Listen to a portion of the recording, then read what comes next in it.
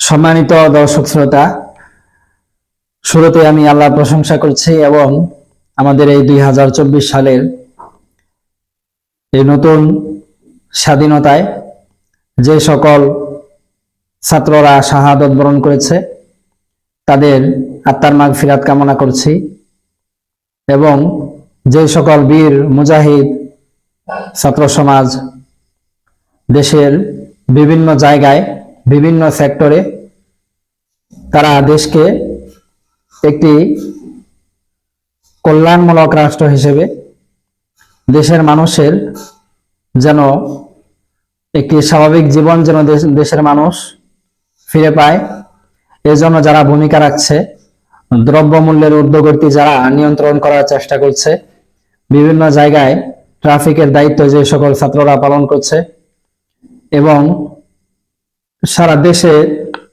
সকল ধরনের অরাজকতা এবং চুরি ডাকাতি থেকে দেশকে যারা মুক্ত করার জন্য জান দিয়ে জীবন দিয়ে চেষ্টা করে যাচ্ছে তাদেরকে আমি শুভেচ্ছা ও অভিনন্দন জানাচ্ছি। তো আজকে যে বিষয়টি নিয়ে আলোচনা করতে চাই সেটি হলো যে আমরা সত্যিই মনে করছি আমরা নতুনভাবে একটি স্বাধীনতা অর্জন করেছি। এজন্য আমরা ইনকিলাব জিন্দাবাদ বলে স্লোগান আবিষ্কার করেছি। তো এই নতুন স্বাধীনতায় আমাদের কিছু চাওয়া আছে, আমাদের কিছু পাওয়ার আছে।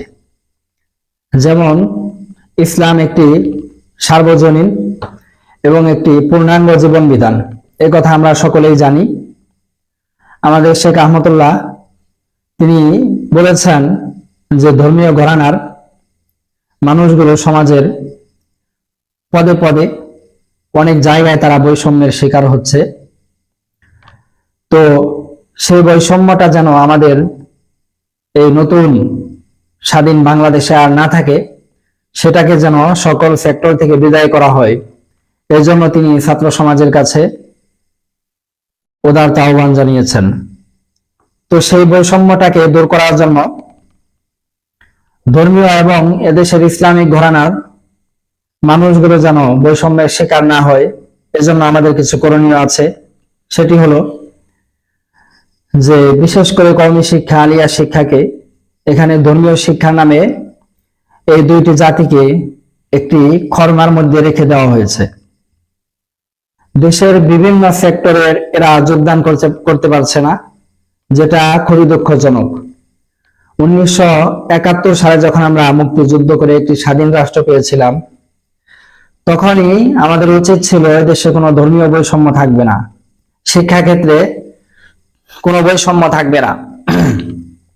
কিন্তু আমরা গভীরভাবে লক্ষ্য করছি যে দেশের মানুষ যখন তার সন্তানকে কওমি মাদ্রাসা দিচ্ছে, তখন ওই সন্তানের জন্য ভবিষ্যৎ সীমিত হয়ে যাচ্ছে, সীমাবদ্ধ হয়ে যাচ্ছে। ভবিষ্যতে তার কর্মক্ষেত্র, সে কি করবে না করবে, এই কাজগুলো সীমাবদ্ধ হয়ে যাচ্ছে, যেটি একটি স্বাধীন রাষ্ট্রে কখনোই কাম্য নয়। আমাদের দেশে কওমি মাদ্রাসাগুলোতে বিশেষ করে শুধুমাত্র ইসলাম ধর্মের একটি সাইট, অর্থাৎ ইসলামিক রিলিজিয়াস ধর্মের যে ধর্মীয় শিক্ষাটা, এলমে নববী যেটাকে বলা হয়, এলমে হাদিস, এলমে ফিক যেটাকে বলা হয়, এই শিক্ষাটাই দেওয়া হয়। এখানে অন্য কোনো শিক্ষা দেওয়া হয় না, যেটা খুবই দুঃখজনক। ফলে একজন গার্ডিয়ান অথবা একটি ছেলে চাইলেও সে দেশের অন্যান্য সেক্টরগুলোতে মানুষকে সেবা দিতে পারে না বা খেদমত করতে পারে না। যেমন যে ছেলেটি কওমি মাদ্রাসায় ভর্তি হয়েছে, সে যদি কওমি মাদ্রাসায় পড়াকালীন সময় 5 বছর পড়াশোনার পরে যদি সে চায় যে আমি এখন ডাক্তার হব, এই অপশন তার জন্য থাকে না। সে যদি চায় যে আমি একজন ইঞ্জিনিয়ার হব, তাহলে এই অপশনটাও তার জন্য থাকে না। অনুরূপভাবে সে একজন লয়ার হবে, আইনজীবী হবে, এটাও, এই অপশনটাও তার জন্য থাকে না। তো সমাজের এই সেক্টর গুলাতে সে একদম খেদমত করতে পারছে না। কিন্তু আমরা জানি এই কওমি সন্তানরাই বাংলাদেশে মানে পিউরিফিকেশন যাকে বলা হয়, যাদের মধ্যে কোনো ধরনের দুর্নীতি নেই, কোনো ধরনের ঘুষ নেই, জুয়া নেই, সুদ নেই, এমন একটি সমাজ হলো কওমি সমাজ, কওমি ছাত্র সমাজ, কওমি ওলামা সমাজ। আমরা চাই যে দেশের প্রতিটি সেক্টর সুদমুক্ত হোক, ঘুষমুক্ত হোক, দুর্নীতিমুক্ত হোক। কিন্তু সমাজের একটি শ্রেণী যারা নিজেদেরকে ভালো দাবি করছে অথবা এলমে নবুবী শিক্ষা করছে, যাদের মধ্যে নৈতিকতাবোধ, ইসলামিক জ্ঞান আছে, মানুষকে ঠকাবে না, মানুষের উপর জুলুম করবে না, বৈষম্য করবে না, চুরি করবে না, ডাকাতি করবে না, এবং এই কাজগুলাকে সমর্থন করবে না, এই ছাত্রগুলো অথবা এই ওলামা সমাজ তারা দেশের এই সেক্টর গুলাতে একদম নাই। তারা পুলিশ প্রশাসনে নাই, তারা আর্মি ডিপার্টমেন্টে নাই, তারা এয়ারফোর্সে নেই, তারা মানে কোন ধরনের বাহিনীতে তারা নেই। কারণ ওই যে সেই ছোট্ট সময় তাদের ভবিষ্যৎ নির্ধারণ করে ফেলা হয়েছে যে এরা শুধুমাত্র ধর্ম শিখবে, মসজিদে ইমামতি করবে, মাদ্রাসায় পড়াবে। এটি এখানে তাদের ভবিষ্যৎকে সীমিত করে ফেলা হয়েছে, যা 1971 সালের পরে অথবা 1947 সালের পরে স্বাধীন বাংলাদেশে কখনোই কাম্য ছিল না। সুতরাং আমরা যেহেতু মনে করছি যে আমাদের বাংলাদেশটি 2024 সালে নতুন করে একটি স্বাধীন জীবন অর্জন করেছে, অতএব এই বাংলাদেশে আমি চাই যে বাংলাদেশের স্কুল, কলেজ, বিশেষ করে প্রাইমারিতে, সেকেন্ডারিতে, হায়ার সেকেন্ডারিতে, কলেজে, ইউনিভার্সিটিতে সব জায়গায় ইসলাম ধর্মকে বাধ্যতামূলক করা হোক। কলেজ এবং ইউনিভার্সিটিতে ওই ধরনের ছাত্রদের অনুযায়ী একটু আপার লেভেলের ইসলামিক শিক্ষাকে বাধ্যতামূলক করা হোক, এবং প্রাইমারিতে, সেকেন্ডারিতে, হায়ার সেকেন্ডারিতে এভাবে ইসলাম ধর্মকে বাধ্যতামূলক করা হোক, যেন একটা ছেলে সে যখন এসএসসি পাস করবে অথবা এইচএসসি পাস করবে, সে ইসলামের ধর্মীয় যে বিধানগুলো, ইবাদত বন্দেগী পালন করতে যে বিধানগুলো লাগে, এগুলো সে এ টু জেড জেনে যাবে। এগুলো সে জেনে যাবে। এরপর যাদের ইচ্ছা তারা মাওলানা হবে, মুফতি হবে, এবং ইসলামের যে উচ্চতর শিক্ষা আছে সেটি তারা অর্জন করবে। এই ধরনের একটা শিক্ষা ব্যবস্থা আমাদের দরকার।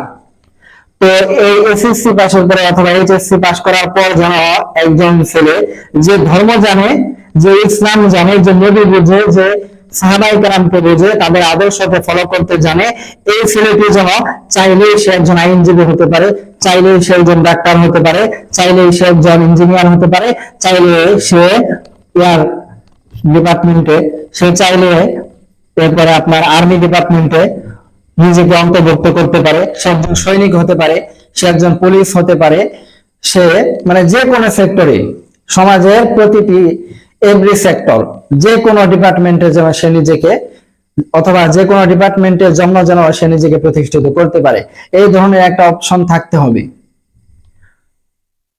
এটা একটা স্বাধীন রাষ্ট্রে কখনোই কাম্য নয় যে সমাজের মানুষকে বৈষম্য করে প্রথম শ্রেণীর, দ্বিতীয় শ্রেণীর এবং তৃতীয় শ্রেণীর ক্যাটাগরিতে নাগরিকদেরকে ভাগ করে ফেলা হবে। যারা কওমি মাদ্রাসায় পড়বে তাদেরকে মনে করা হবে যারা শুধুমাত্র ইসলাম ধর্মের একটু একটু কিছু জানে, এরা শুধু আমাদের বাড়িতে আসবে, দাওয়াত খাবে, আর 100 টাকা পকেটে ভরে দিব, নিয়ে চলে যাবে। সমাজের কোন সেক্টরে এরা কাজ করতে পারবে না। এটা কখনোই কাম্য নয়। অথচ এই কওমি ছাত্রদের হৃদয়ে সত্যকে প্রতিষ্ঠা করার যে প্রেরণা, যে তামান্না, এটা শুধুমাত্র বাংলাদেশ নয়, সারা পৃথিবীর কোন শিক্ষা প্রতিষ্ঠানের ছাত্রদের মধ্যে এটা নেই। কিন্তু এরপরও এই কওমি ছাত্র সমাজ তারা নিজেদেরকে, অথবা তারা সমাজকে অখারেন্স মুক্ত করতে পারছে না, সমাজকে দুর্নীতি মুক্ত করতে পারছে না, ঘুষ মুক্ত করতে পারছে না। এর মূল কারণ হলো সমাজের যেই জায়গাগুলোতে দুর্নীতি হয়, ঘুষ হয়, সুদ হয়, সেখানে তারা নেই, সেই ডিপার্টমেন্ট গুলাতে তারা নেই। পুলিশ ডিপার্টমেন্ট ঘুষ খায়, তো সেখানে কোনো কওমি সন্তান নেই। সেখানে একজন ধর্ম জানে, ইসলাম জানে, নবীকে ভালোবাসে, সাহাবায়ে কেরামের আদর্শকে ফলো করে, এই ধরনের কোনো ব্যক্তি নেই, তো সেখানে দুর্নীতি হবেই।